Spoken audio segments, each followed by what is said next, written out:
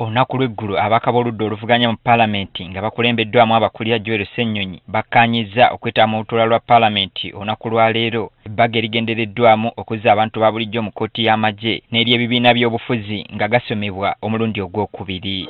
Bano era bakoze nga bwe baasazeewo olunaku lw'eggulu nga bonna bakedde mu Paalamenti era wano akulira oludda oluvuganya Joel Ssenyonyi n'ategeeza Paalamenti nga bwe batasaanye kugenda mu maaso n'amabago gano. Bwe bagaanye okuwuliriza n'ategeeza nga bo bwe batasobola kubeera mu Paalamenti ng'ebintu kikula kino bikolebwa.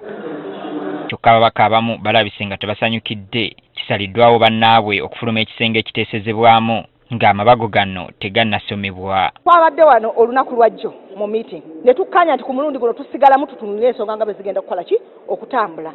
Bannaffe abali ku legal committee already ne bakola ne minority report nga kuba tuwuliziganya nabo ne batubuulira nti waliwo bitatambudde kuki bulungi. Kati tutuuse wano n'ensonga tennaba kutandika batugamba tukole ki tufulume zensobi zennyini ze twakolanga ku mmwanyi. Ekyo kitegeeza tugamba bannaffe bali nti waliwo abalagira naye nga naffe bali babalagira nga ate wabaawo ne n'agamba nti mufulume ebintu biteekawo buyisi. Ssenyonyi atubuulidde ekibawaliriza okwekandagga kyokka nga babadde bakkaanyizza okwetaba mu lutuula luno. Tugenda kwetaba mu process ekola ekikyamu kubanga consultations tezikoleddwa.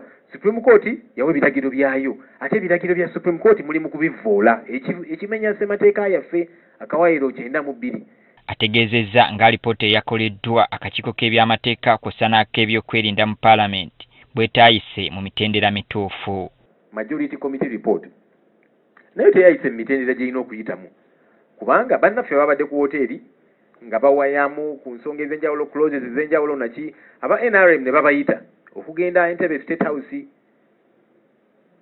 era n'ababadde nga bali mu meeting nga bagamba nedda etteeka lino likyamu bagenze okuvaayo nga byakyuse. Okusinziira ku Ssenyonyi alipoota eno yaleeteddwa nga tennaggwa. Ate bannaffe bano olwavudde Entebbe State House tebazzeeyo gye babadde bateeseza ripooti yaabwe. Kitegeeza ripooti tebaagimaliriza bulungi ng'akakiiko.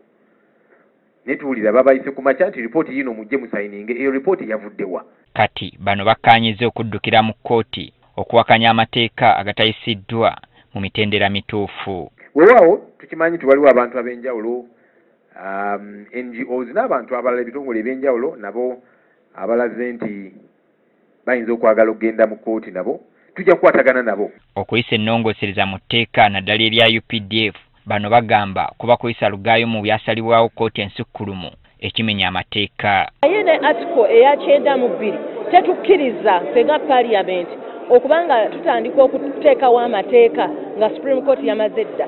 Supreme Court yasalawo dda nti ba civilians tebalina kutewalibwa mu kkooti z'amagye. Kkooti bwe yali erulinga ku tteeka lino yalambika nti court martial zisigale nga tribunal ezikola ku nsonga z'abajaasi era nga tebagezaako tezina kubanga kkooti endala era wokka weesobola okukolera ku muntu yeyo webanga etudde nga mu field naddala nga bali mu operation zaabwe eza field naye sigezaako ate kola teeka leetekawo court martial ate tulenga kkooti eya bulijjo. Kati ekirindiriddwa kwe kulaba oba okusalawo kwa bano kulina kye kuyinza okukola okulwanirira abantu ba bulijjo obutatwalibwa mu kkooti z'amagye nga bannaabwe aba NRM bwe basazeewo.